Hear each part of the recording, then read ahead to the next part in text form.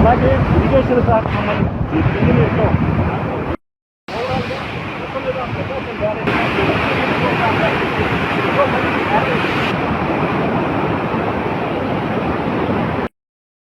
Gate దిగడానికి దాని wait సరిపోతుంది. ఏది ఇదా? ఈ వెయిట్ ఉంది సార్, 150 టన్నులు ఉంటాయి. ఏదండి ఇది? మా గేట్ కడుపు ఎక్కడ ఐరన్ గేట్, ఐరన్ ఉంది. దాని వెయిట్కి వెళ్ళిపోతుంది సార్ లోపల. దీనికంటే ఎంత లేకుండా వెళ్ళిపోతుంది. ఇదా? అది లేపడానికి ఇది కావాలి. అది వాళ్ళ పొజిషన్లో లేపడానికి కౌంటర్ వెయిట్ ఉపయోగపడుతుంది అన్నమాట.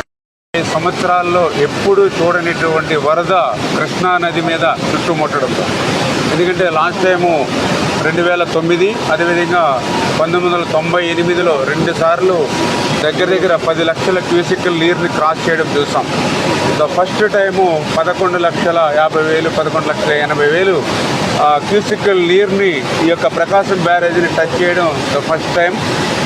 ఇటువంటి పరిస్థితుల్లో యుద్ధ ప్రాతిక మీద చంద్రబాబు నాయుడు గారు సైతం కలెక్టరేట్లోనే బస చేసి ఎక్కడైతే గండ్లు పడుతూ ఉన్నాయో, ఎక్కడైతే ఏటిగొట్టుకి కానీ ప్రమాద పరిస్థితి ఉందో ఆయన మంత్రులు అధికారుల్ని అందరినీ సమన్వయం చేసుకుంటూ పనులు చేస్తున్నటువంటి సమయంలో మరి ఏదైతే ఈ యొక్క ప్రకాశం బ్యారేజీకి సంబంధించి మరి 4 బోట్లు కొట్టుకుని వచ్చి అందులో ఒక బోట్ అయితే కిందకి పోయిన పరిస్థితి, మిగిలిన 3 బోట్లు కూడా అడ్డుకుని అందులో పర్టికులర్గా ఏదైతే మరి ఒక బోటు ఆ గేట్కి సంబంధించి కౌంటర్ వెయిట్ ఏదైతే ఉందో ఆ కౌంటర్ వెయిట్ని బలంగా తాకడంతో ఆ కౌంటర్ వెయిట్ బ్రేక్ అయినటువంటి పరిస్థితి ఉంది.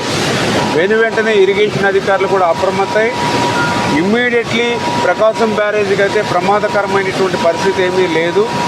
కాకపోతే రేపు మళ్ళీ ఆ ఫ్లడ్ తగ్గిపోయిన తర్వాత ఆ గేట్ని క్లోజ్ చేసుకునేటప్పుడు, అదేవిధంగా మళ్ళీ రేపు ఫ్యూచర్లో ఏదైనా ఫ్లడ్ వస్తే గేట్ను మళ్ళీ పైకి లిఫ్ట్ చేసేటప్పుడు ఆ కౌంటర్ వెయిట్ అవసరం ఉంటుంది అనేటువంటి ఆలోచనతో ఆ కౌంటర్ వెయిట్ పనులు ప్రారంభించాలనేటువంటి ప్రాథమిక నిర్ణయానికి ఇరిగేషన్ అధికారులు వస్తే చంద్రబాబు నాయుడు గారి యొక్క ఆదేశాల ప్రకారం ఏదైతే కన్నమ నాయుడు గారు మీ అందరికీ తెలుసు ఈ గేట్ల